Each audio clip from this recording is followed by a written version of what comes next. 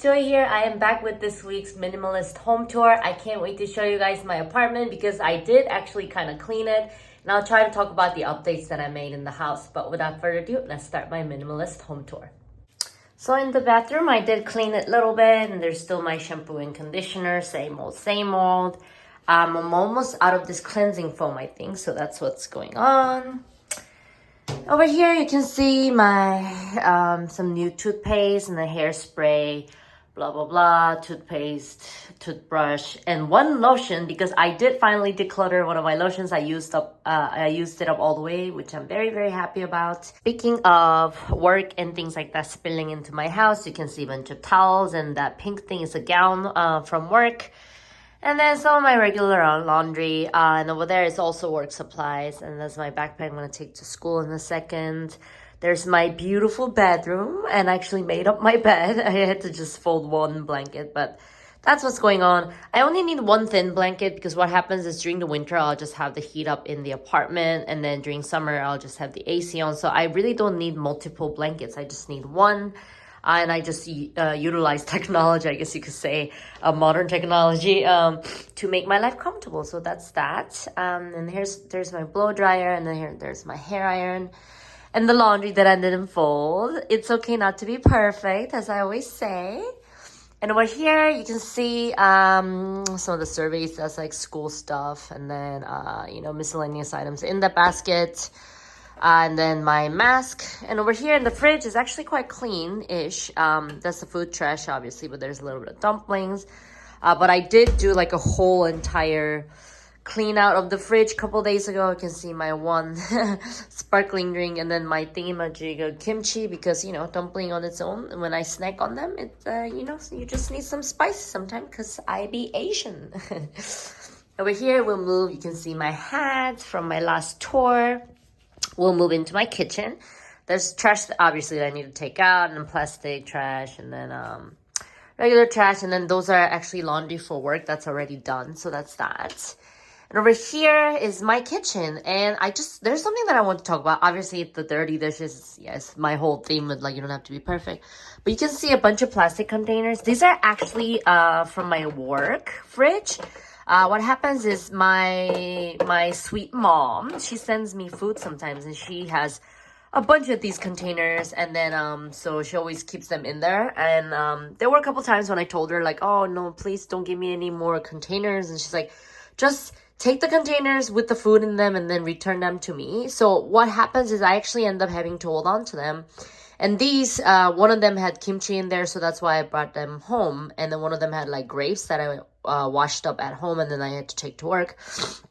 The point is, sometimes as a minimalist, I think we're so focused on like trying to be the perfect minimalist, always decluttering, that we forget to learn another important lesson, which at least for me was kind of a struggle, is sort of accepting the in-between situations. I'll watch that later, which means sometimes, we have other people in our lives, we have other responsibilities, we have things that come into our lives that we cannot get rid of right away, or that we want to take our time getting to know them. So I think it's very important to accept that imperfection and that in-between state. And I think that is an underrated skill that we normally don't even think is a skill. We just think, oh, we're being lazy, we're being blah, blah, blah. Of course, I'm not a believer in being lazy all the time. That's like being apathetic and lazy. That's like no solution at all. But sort of accepting that as you're trying to improve your life, as you're trying to figure out what works for you, it's okay not to have perfection, and which, it's almost never perfect. It's an illusion of perfection. So it's very silly that I talk about those things with just containers, but I'm kind of a perfectionist by nature or by nurture, whatever may be the case. But I'm always kind of like, oh, I want to have the least amount of stuff. It's in my blood. I want the best thing. I want to be the perfect version of myself at all times. But over the years, I have learned to sort of accept that it's okay to not be perfect, and even accept a little bit of embarrassment, a little bit of shame, and sort of, let yourself kind of learn and let yourself be a member of life, and then sort of accept the states that are not always perfect, and you're allowed to grow. So that's my point. I hope that makes sense. Anyway, and then over here, you can see some gloves. I use those to wash dishes. I actually have these because yesterday I dyed my hair. You saw my fabulous hair earlier today. I'll talk about that in my outro, I guess. Yeah, but there's still toilet paper, which I put up from the floor into the cabinet so it feels nice and clean. Bunch of brown rice, and we'll move down here. Not much, just trash bag, and then laundry detergent, some bug spray, and some more shoes. I still haven't decluttered my sandals yet because I do like them. But yeah, that's it, you guys. That's how I live, a regular minimalist. And I'll just do an outro now. Hi guys, so that was my minimalist home tour. Did you guys like it? Did you guys see my point as I'm trying to explain what's going on with the plastic containers and stuff like that? Yeah. Actually, this morning I was thinking, it was from a book. Lately I talked about this book too. It's called Tools of Titans. And one of the chapters that I really liked, they said something like the power of saying good, you know.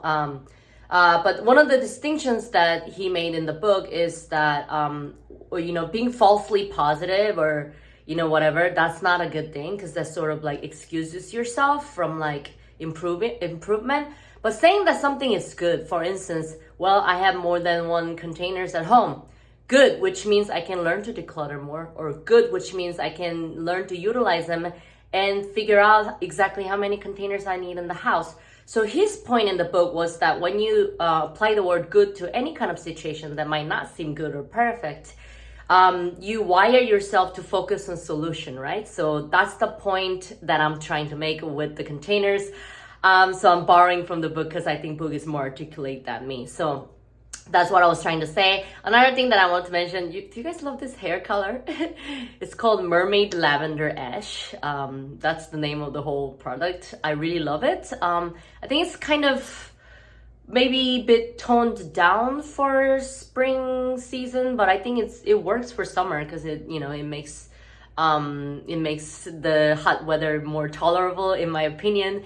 I hope you guys like this week's tour. I don't know why, but I feel like this tour was also a little bit different. That's the beautiful thing, right? Like I do the same exact house tour every week, but there's always something a little bit different. There's always something that's going on in my mind. There's always room for improvement, something that I'm learning at the time. So I hope you guys enjoy it. And I hope my video encourages you to, you know, pursue minimalism, improve your life in the way that fits you like a glove. So I hope you guys have a wonderful day. Sending you all my love and gratitude as always. Have a beautiful morning, afternoon, night, evening, early hours in the morning, wherever you're in the world. I love you guys. Bye.